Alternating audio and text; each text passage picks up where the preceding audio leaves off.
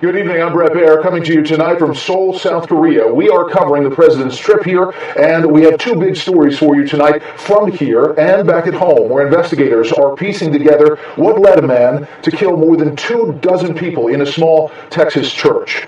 This as we begin to put the faces of the lives cut short, including small children in that church. President Trump weighed in on the shooting from Japan before leaving to land here in Seoul just a few hours after spending time with Prime Minister Abe in Japan.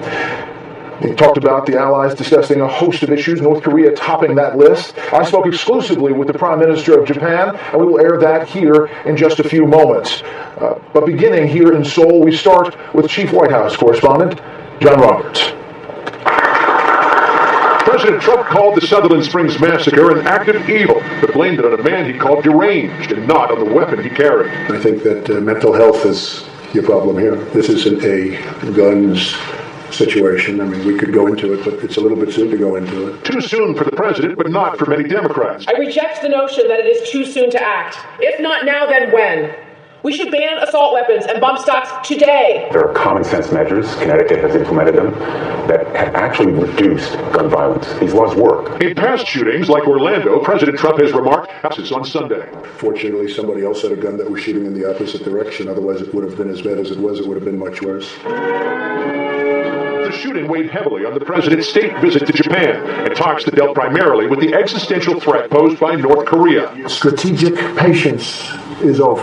While President Trump has been roundly criticized for his strident language toward Kim Jong-un, the newly re-elected Japanese Prime Minister Shinzo Abe emerged from the meetings to say there is no daylight between them. Japan consistently supports the position of President Trump when he says that all options are on the table. Through the talks over 2 days, I once again strongly reaffirmed that Japan and U.S. are 100% together. Some people said that my rhetoric is very strong, but look what's happened with very weak rhetoric over the last 25 years. Twice in recent months, North Korea has test-fired nuclear-capable missiles over Japan's northern island of Hokkaido. At a press conference, Abe was asked why Japan didn't attempt to shoot them down. That's when President Trump jumped in with a Buy American pitch. He will shoot them out of the sky when he completes the purchase of lots of additional military equipment from the United States. The proof, President Trump said? Saudi Arabia's weekend shoot-down of a Houthi missile aimed at Riyadh Airport. A U.S.-built THAAD anti-missile system blew it out of the sky. But in the middle of all the tough talk, an olive branch of sorts to North Korea. After meeting with relatives of Japanese citizens abducted by the North, President Trump appeared to call an audible, suggesting Kim Jong-un could buy himself some goodwill and a possible opening. If he would send them back, that would be the start of something I think would be just something very special. North Korea will be top of the agenda when President Trump meets on later on today with South Korean President Moon Jae-in. In a tweet early this morning, President Trump called Moon, quote, a fine gentleman, and said, "We will figure it all out." But, Brett, they have to figure out more than just North Korea, because President Trump is not at all happy about the state of the trading relationship between the United States and South Korea. Brett. John Roberts here in Seoul. John, thank you. The Japan and U.S. alliance is the cornerstone for peace and stability here in the Asia-Pacific region. And naturally, the leaders have to be able to have a relationship of trust and confidence as well as mutual understanding. That would have to be decisively important for the strengthening of the alliance. And for that to have purpose in the last year after President Trump has won the election, I went to New York in November to meet with him, and I was able to have good communication with him.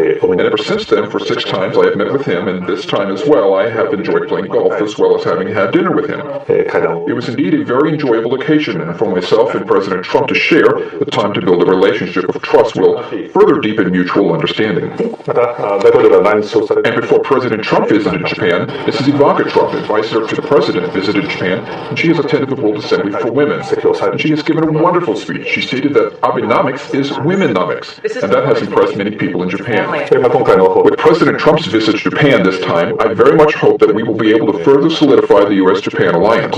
And I hope that I will be able to take time to fully discuss with President Trump on various international challenges, including North Korea. The main issue, obviously, that hangs over this trip is North Korea. North Korean missiles have flown over your nation 2 times in recent months, leaving your citizens rattled, leaving the world wondering what is next here. Is there anything short of military action that you think can be done to force North Korea to denuclearize? そもそもですね、北朝鮮は North Korea back in 1991, Kim Il-sung himself, who is the grandfather of Kim Jong-un, had committed himself for denuclearization of the Korean Peninsula, and at the time of the 1994 Framework Agreement, had once again promised not to develop nuclear weapons. And in 2005, when the Six-Party Talks Agreement was put forth, once again, North Korea promised to abandon or dismantle the nuclear program. And every time of those occasions, Japan and the United States promised to provide support to the North Korea. But North Korea has used those talks just to gain time to further develop the nuclear program, as well as missiles. So North Korean dialogue, just for the purpose of dialogue, is meaningless. That is our experience. Now is the time to further put pressure on North Korea. And in that sense, the sanctions that were agreed in the United Nations resolutions, which were put forth in September of our international community, must firmly implement those sanctions. We have decided to cut back 30% of oil, as well as other petroleum products exported to North Korea. And as winter comes on, this will be quite effective on North Korea. Since the United Nations Security Council resolution had been adopted unanimously, including with the support of China as well as Russia, so all countries that need to firmly implement the resolution will be extremely important. You and your party just recently won a landslide victory here. And part of that was on a platform of national security. Do you envision changing your pacifist constitution, Article 9, to enable Japan to have more offensive capabilities? The Liberal Democratic Party, ever since the founding of the party, has always put forward as the party policy the amendment of the Constitution that is to not have offensive capabilities for Japan. That is not the reason why we are putting forth such a policy now. In the election campaign this time, we have also put the amendment of the Constitution as the main issue, and we have actually delineated 4 items of the amendment of the Constitution in our campaign, and we won the election consequently. What we have promised in the campaign is to amend the Article 9 of the Constitution to clearly mention the presence of the self-defense force in the Constitution, and that is what we have put forward to the Japanese people. And the purpose of that was to put an end to the debate which contends that the self-defense force is now in violation of our Constitution. In any case, in order to actually amend the Constitution, we need to have a 2/3 vote in both the upper as well as the lower houses. And then on top of that, we need to go through the national referendum ultimately. But first and foremost, what we need to do is to deepen our debate within the National Diet. Right, so there's logistics to get that done. Short of that happening, should the U.S., do you believe, try to shoot down the next missile that flies over Japan? And do you believe that the U.S. has the capability to do that? We are witnessing very solid bonds between Japan and U.S. based upon our alliance and in accordance with the Japan-U.S. Security Treaty. The United States has a duty to defend Japan if and when Japan is under attack. And under this very strong U.S.-Japan alliance, whenever an attack is made on Japan, Japan and the United States will work closely together to respond to those threats, and we have been confirming this. It is a fact that North Korea is going ahead with developing the missiles, but Japan and the U.S. should join our forces and work closely so that we will be able to protect the peace and security for Japan, as well as for the whole region. And our missile defense technology has already attained a very high level. Are you worried about Kim Jong-un? What would be the stance and the attitude that Kim Jong-un may take going forward?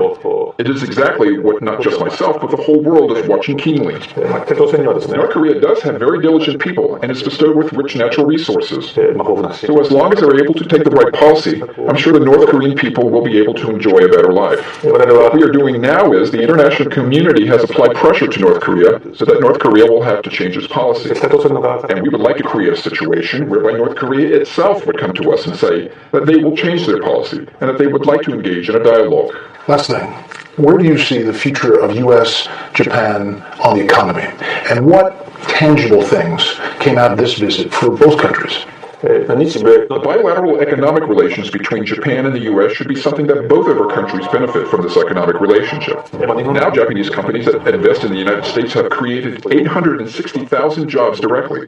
For example, if you would take the automotive industry and take in consideration the dealerships selling the Japanese cars, including related jobs as well, overall those Japanese companies have been creating 1.5 million jobs in the United States. The outstanding foreign development by the Japanese companies in the United States is next only to the United Kingdom, about $421.1 billion.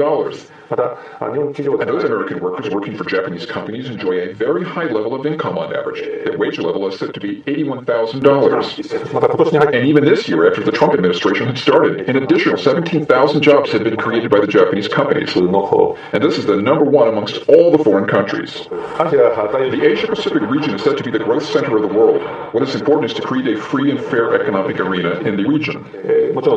Of course, it is very important to have that dialogue and trade between our two countries, but what would be very important would be within this region for Japan and the U.S. together to build free and fair economic and investment rules. And what would result in bringing in significant benefits to the United States as well as Japan, and would also be conducive to the sustained growth in this region. In that sense, the inclusive dialogue of what I have just mentioned between our Deputy Prime Minister and your Vice President Pence, the economic dialogue will see concrete results. Sounds like more golf rounds ahead. Mr. Prime Minister, thank you for the time. Thank you very much.